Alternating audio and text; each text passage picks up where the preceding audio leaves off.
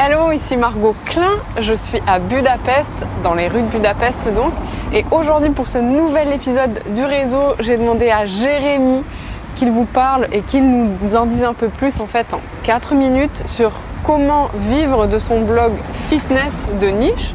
Est-ce que c'est encore possible de percer dans le fitness sur internet et faut-il vraiment se positionner sur une niche? Donc je te laisse avec Jérémy, il va répondre à ces questions en seulement 4 minutes. Et ce qui est top avec Jérémy, c'est que tu vas voir son blog fitness, il est positionné sur une niche très particulière qui sont les kettlebells. Et tu vois, je pense qu'il est un des seuls Français à parler des kettlebells parce que clairement c'est un outil de musculation qui est assez mal connu, voire pas du tout connu.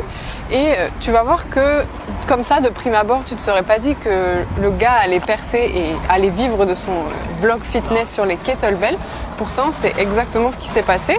Et contrairement à tous les influenceurs fitness, il ne vend pas de compléments alimentaires. Il propose juste les produits auxquels il croit vraiment. Donc je te laisse avec Jérémy et j'espère que tu vas t'éclater. Alors, comment vivre de son blog fitness de niche?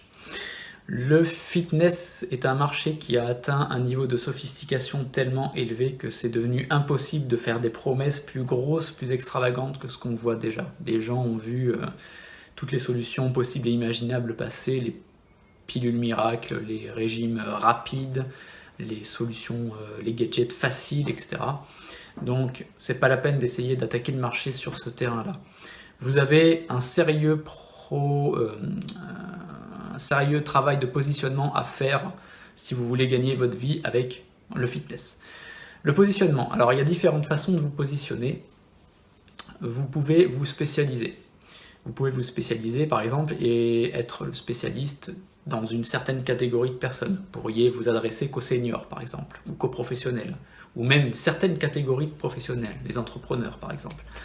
Et une fois que vous êtes spécialisé, vous allez pouvoir pratiquer des tarifs plus élevés. C'est tout à fait naturel en fait qu'un spécialiste soit mieux payé qu'un généraliste, quelqu'un qui cherche à s'adresser à tout le monde, puisque quand on s'adresse à tout le monde, on s'adresse au final à personne.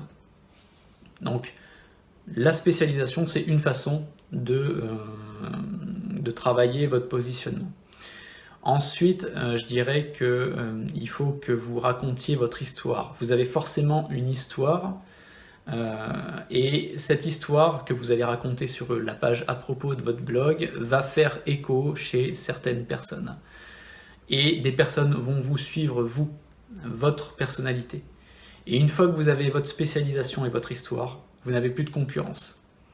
Donc une fois que vous avez résolu le problème de la concurrence, vient la question de comment générer du chiffre d'affaires pour gagner votre vie.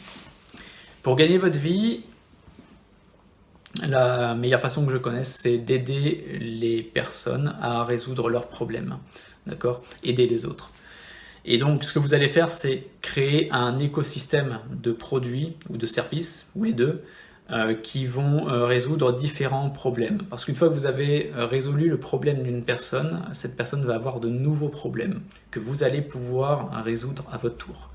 Et le fait d'avoir un écosystème ou une gamme de produits, si vous préférez, ça va vous permettre d'augmenter je ne sais plus comment ça s'appelle, le panier maximum. En fait, posez-vous la question de savoir, une personne arrive sur mon blog et elle décide de tout acheter. Ça arrivera, il y en a qui font ça. Jusqu'à combien cette personne-là peut dépenser. Et avec ça, plus ce chiffre sera élevé, plus vous serez à même de gagner votre vie avec votre blog fitness. Donc, créer un écosystème de programmes et de services. Ensuite vient la question de comment vous allez communiquer avec votre audience. Là, le seul conseil que j'ai envie de vous donner, c'est de choisir le format avec lequel vous êtes le plus à l'aise. On parle beaucoup de la vidéo. Si vous n'êtes pas à l'aise avec la vidéo, si ça vous demande tellement d'efforts que vous ne pouvez produire qu'une vidéo par mois, ça va être compliqué pour garder le contact avec votre audience. Prenez le format avec lequel vous êtes le plus à l'aise, d'accord ? Si c'est du texte, faites du texte. Je fais essentiellement du texte par les emails et c'est avec ça que j'ai réussi à gagner ma vie. Donc choisissez le format avec lequel vous êtes le plus à l'aise. Donc pour résumer, pour gagner votre vie avec un blog sur le fitness, ça passe par positionnement, racontez votre histoire, créez votre écosystème de produits et communiquez avec votre audience. Voilà, c'était Jérémy. J'espère que cette vidéo de Jérémy, en tout cas, il est super top et c'est un sujet que j'adore. Nous, on se voit la semaine prochaine pour un nouvel épisode du réseau et en attendant, que la force des licornes soit avec toi. Salut!